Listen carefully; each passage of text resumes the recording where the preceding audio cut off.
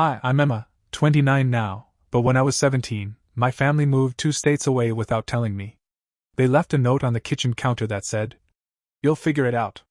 That's it. No goodbye, no explanation. Just those 4 words that rewired my brain forever. The day it happened is burned into me. It was a Thursday.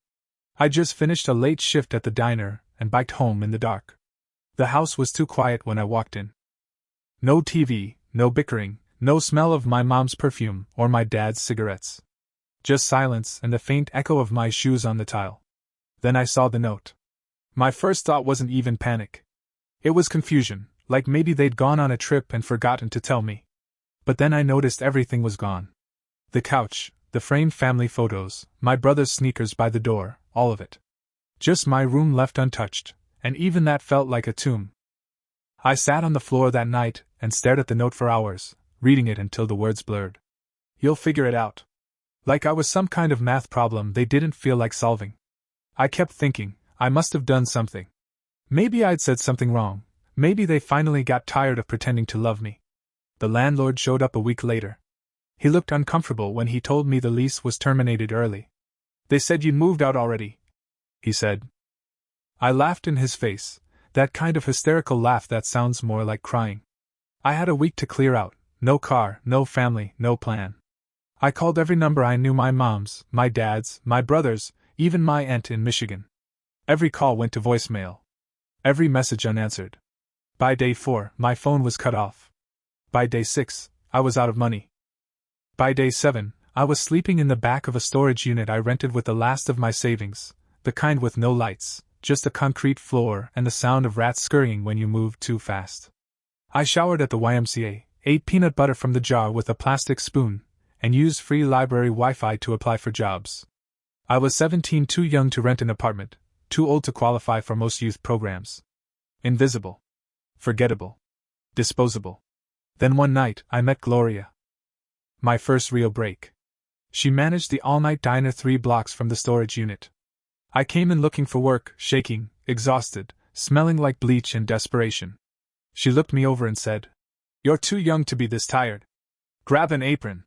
She paid me cash under the table and didn't ask too many questions. Let me nap in the break room between shifts. That diner saved my life. For months, I existed in survival mode. No birthdays, no holidays, no expectations.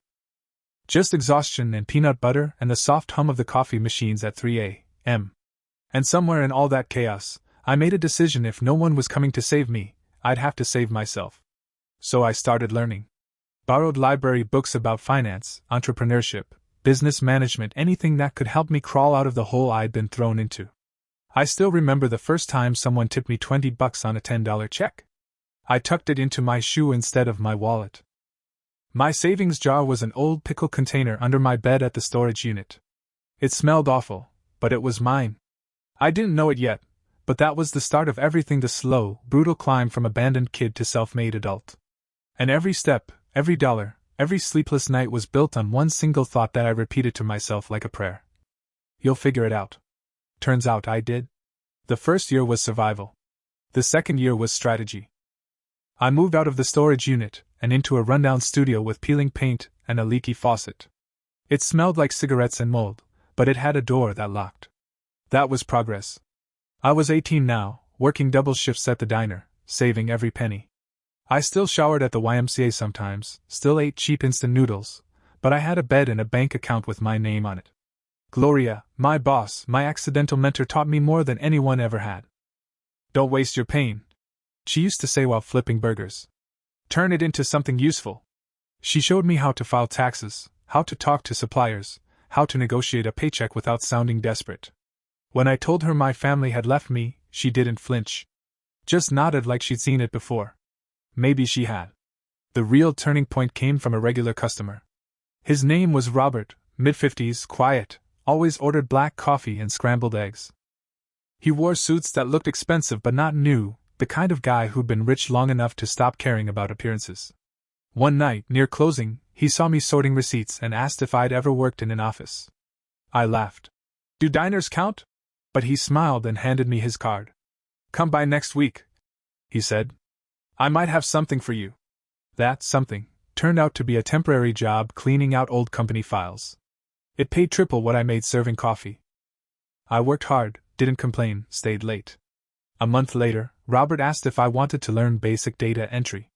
I said yes before he could finish the sentence. That's how it started, one yes at a time. By 22, I was freelancing full-time. By 24, I had a steady list of clients. By 25, I'd registered my own consulting business, Ellis Analytics. It was just me, a folding table, and a borrowed laptop, but I treated it like a Fortune 500. Every cent I earned went back into the business, software, certifications, marketing. I didn't buy new clothes, didn't go out, didn't even date. My hunger wasn't for love anymore. It was for stability, control, peace. When my first big client paid their invoice $15,000 for a 3-month project, I sat in my car and cried until the steering wheel fogged up. I'd gone from sleeping in a storage unit to sending professional invoices. It didn't feel real. But the weird thing about success is that it doesn't erase the past, it just changes the way it echoes. Every time something went right, a small voice in my head whispered, "Don't get used to it. They'll leave again." Every time I got good news, I half expected it to vanish. Still, I kept going. By 27, I had 5 contractors under me, an office downtown, and a client roster full of names I'd once seen on billboards. I drove a used Lexus now, paid off in cash. I wasn't rich yet, but I was steady. Solid. Self-made. Then, one ordinary Tuesday, it happened. I opened my banking app and saw its 7 digits. $1,437.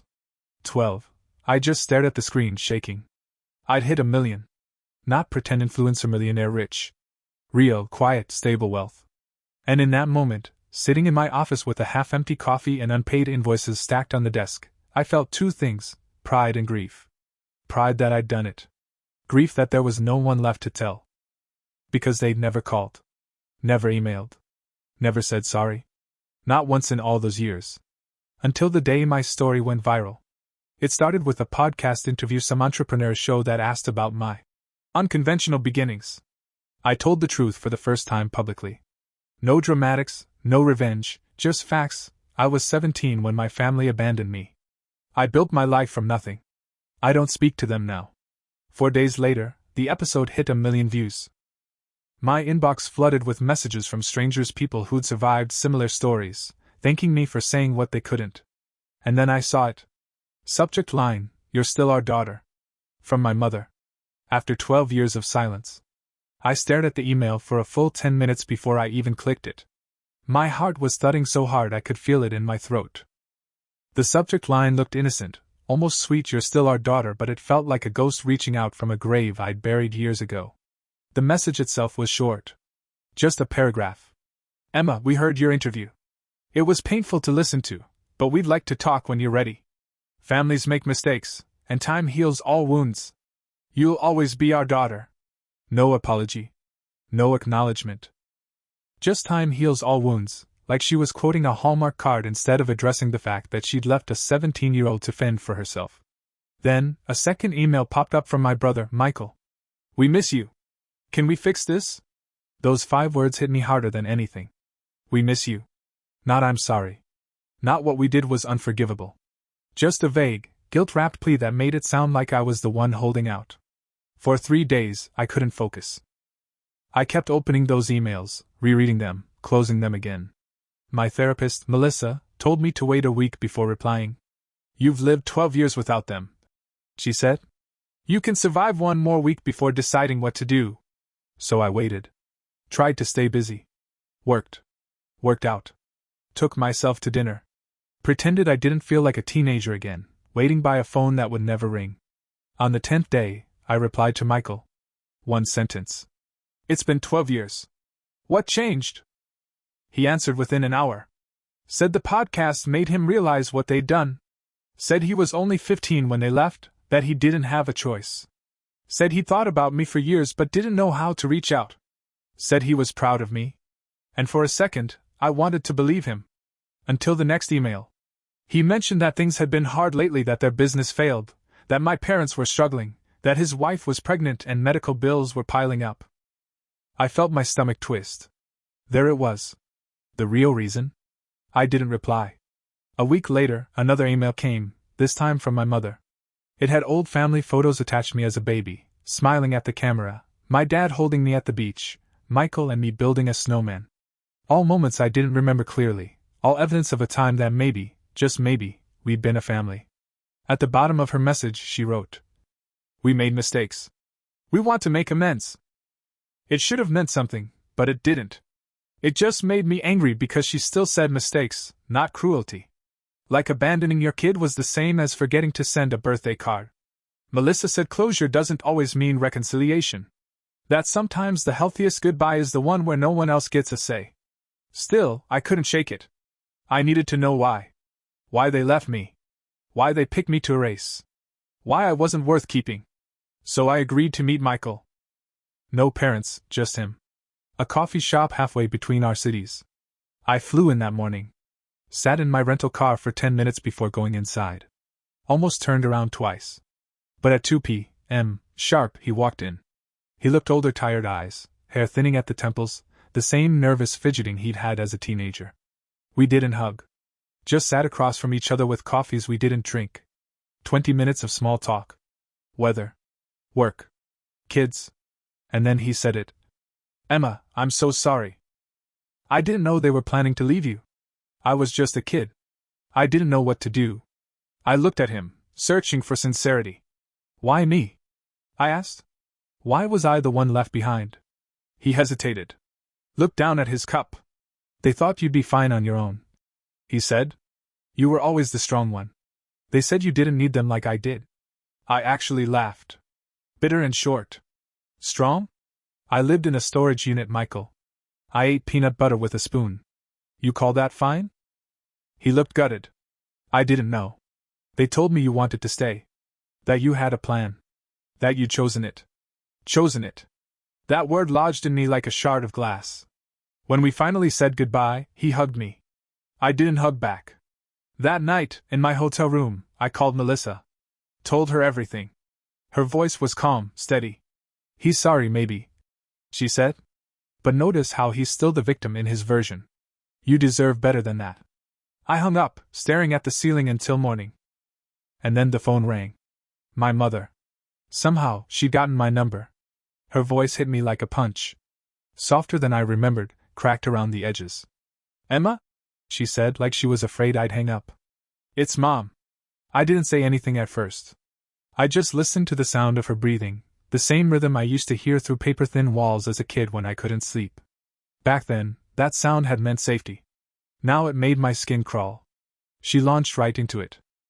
No small talk, no apology. "I heard the podcast," she said. "I cried through the whole thing. You've become so successful, honey. We always knew you would." I let her talk herself out. About how she was proud of me. About how they'd had it rough after the move. About how she'd prayed I was okay. Every sentence made me angrier. She kept saying, "We," as if my dad hadn't been the one to sign the lease termination, as if she hadn't left me behind like an old sweater. Finally, I asked her the question that had been clawing at me since I was 17. "Why me?" There was a pause. Then she said flatly, "We couldn't afford 3 mouths to feed. You were smart. Resourceful. We thought you'd go to social services, maybe find a better family. We thought we were doing you a favor." I hung up. Blocked her number. Threw my phone across the room and screamed into a pillow until my throat burned. The next morning, I woke up to an email from my dad. His first contact in 12 years. "We've had a hard time too. Medical bills. Business failed. We're facing eviction. You've done well, Emma, maybe you can help us get back on our feet." No apology. No recognition. Just a financial request wrapped in manipulation. I forwarded it to Melissa with the subject line, and there it is. She called me immediately, even though it was Sunday. We talked for an hour about boundaries, forgiveness, and the difference between helping and enabling. She told me I didn't owe them anything, not love, not money, not closure. But she also said something that stuck with me. "You can't heal from what you won't face." So I faced it. I emailed Michael. Told him I was willing to have a relationship with him, not our parents, but only with strict boundaries. No money. No guilt. No contact with them. His reply came within minutes. "I'm really disappointed, Emma. Family supports each other. You're being selfish with your success. The word stung. Old programming. Every guilt button they'd installed in me as a kid flared to life. Selfish. Difficult. Ungrateful. I closed the laptop and booked a flight to Bali. I spent 2 weeks there, beaches, rice fields, and silence. I meditated, ate fruit straight off the trees, and tried to remember what peace felt like. When I came home, 6 new emails from my dad waited in my inbox. Each one more desperate than the last. Promises, threats, pleas. I didn't open a single one. Then came the text from Michael. Can we talk? Against my better judgment, I said yes. We spoke on the phone the next day. He sounded calmer, even remorseful. Said he was in therapy now. Said he understood why I'd set boundaries. I wanted to believe him. For a few minutes, I almost did. Then he mentioned our parents were visiting next weekend. Asked if I'd consider meeting them. Just for an hour. My stomach turned to stone. I'm not ready for that, I said. He pushed a little gently at first, then with guilt. Mom cried all night when I told her. Dad's talking about driving to see you. Something in his tone, that blend of manipulation and helplessness, sent me straight back to being 17. I hung up. Blocked his number. 2 days later, the doorman at my building called. Said a couple downstairs was asking for me. Wouldn't give their names. My heart stopped. I'm not accepting visitors, I said. 5 minutes later, an unknown number lit up my phone. I let it go to voicemail. When I listened to it, my dad's voice filled the room. Emma, we drove 8 hours to see you. You're being childish. We deserve a chance to explain. I deleted the message. Turned off my phone. Sat on the floor of my apartment, back against the door, shaking. They were here. The pounding started 10 minutes later. Hard, insistent, echoing through the hallway. Emma, please. My mom's voice cracked through the door. We just want to talk to you. Then my dad's voice, low, angry. We know you're in there. Stop acting like a child. I sat there on the floor, knees pulled to my chest, shaking so badly I could barely breathe. I didn't move. Didn't answer. Just listened to the people who once tucked me in at night, now trying to force their way back into my life. Eventually, they stopped knocking. I waited another 10 minutes before calling building security. The guard asked if I wanted the police involved. I said no. I didn't want headlines or reports, I just wanted them gone. When Melissa came over during her lunch break, she brought a sandwich and sat beside me on the couch while I cried. What they're doing isn't reconciliation, she said quietly. It's harassment. You have every right to protect yourself. But that night, an email came from Michael. Furious this time. You humiliated our parents. They're staying in a cheap motel because of you. Mom's heart can't take this stress. Jenny still needs surgery, and you could help, but you're too cold to care. You're cruel, Emma. Cruel. I didn't reply. I just stared at the screen until the words blurred, then shut my laptop. Friday morning, I booked a ticket to Portland to visit my old friend Rachel, the same one who'd let me sleep on her couch back when I had nothing. I told myself it was just a weekend away, but really, I was running again. While I was packing, the doorman called. There's a woman downstairs, says she's having some kind of medical episode, he said. She's asking for you by name. Says she's your mother? My blood ran cold. Call an ambulance, I said immediately. I'm not coming down. He hesitated but agreed. An hour later, when I finally left for the airport, he told me the ambulance had come. My mom had been taken to Memorial Hospital, chest pains, he said. I nodded, thanked him, and got into my Uber. I didn't look back. Halfway to the airport, my phone rang again. Michael. Against every instinct, I answered. He was crying. Mom had a heart attack. She's in surgery. This is your fault. I hung up before he could finish. Called Melissa instead. Am I a terrible person? I asked. Emma, she said, her voice calm but firm. You are not responsible for your mother's heart. This is another manipulation tactic. Get on your plane. Take care of yourself. So I did. Rachel met me at the airport with that same fierce, no-nonsense energy she's always had. When I told her everything, she was livid. They don't get to show up after 12 years and wreck your peace, she said. You owe them nothing. We drank wine on her porch, laughed a little, cried more. For the first time in weeks, I slept through the night. Sunday morning, my dad emailed again. Your mother is stable. She's asking for you. Don't you think you've punished us enough? I showed Rachel. She rolled her eyes so hard I thought she might sprain something. Classic guilt trip, she said. They're losing control, that's all this is. But deep down, I still felt it, that heavy, gnawing guilt. That voice that said, what if she really is dying? What if you never see her again? I flew home Monday. There were flowers waiting outside my apartment door. The card said, please call us. We're staying at the Holiday Inn until Wednesday. No apology. Just expectation. I threw them down the trash chute. Tuesday morning, a text from an unknown number. A photo of my mom in a hospital bed, pale and hooked to machines. The message said, she might not have much time left. Do you really want to live with this regret? I blocked the number. Called Melissa again. She suggested a full digital detox. Turn off the noise, she said. Change your number if you have to. Stay with someone you trust. I agreed. I was about to pack when the doorman called again. A young woman downstairs asking for you, he said. She has a child with her. Says she's your sister-in-law? For a second, I almost said no. But something in his voice, concern, maybe made me pause. Send her up, I said. A minute later there was a knock. When I opened the door, a woman stood there holding a sleeping toddler. She looked exhausted. Dark circles under her eyes. Shoulders hunched like someone who hadn't rested in months. Hi, she said softly. I'm Jenny. Michael's wife. And that's when everything I thought I knew about my family started to unravel. Jenny stepped into my apartment like someone entering a confession booth, hesitant, wary, but determined. She laid her daughter, a curly-haired toddler, gently on my couch and tucked a small pink blanket around her before turning back to me. I came alone, she said quickly, like she needed me to know that first. Michael doesn't know I'm here. I needed to talk to you without the family drama. I offered her water. She drank half the glass in one go, hands shaking. I only found out about you 3 years ago, she said. Michael told me you ran away at 17. Said you'd cut contact, said it broke your parents' hearts. I believed him. He was convincing. He believed it too. Her eyes filled as she spoke. Then I heard your podcast. I thought, this can't be the same Emma. But it was. I confronted Michael, and he finally told me everything, or at least what he knew. Then your parents called, panicking, saying you were lying, that you'd ruined their lives. It was chaos. I sat across from her, trying to process. Why are you telling me this? Because you deserve to know what's really been going on. She unlocked her phone and showed me screenshots. Facebook posts from years back. My mother's name above a string of status updates.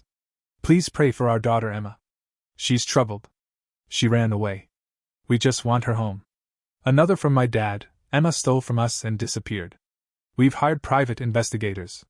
We're desperate to find her. All dated years after they abandoned me. My stomach dropped. Jenny's voice was trembling. They've been telling everyone that you left them. That you were unstable. They built an entire lie to protect themselves. Everyone believed them, Michael, their friends, even some of their church group.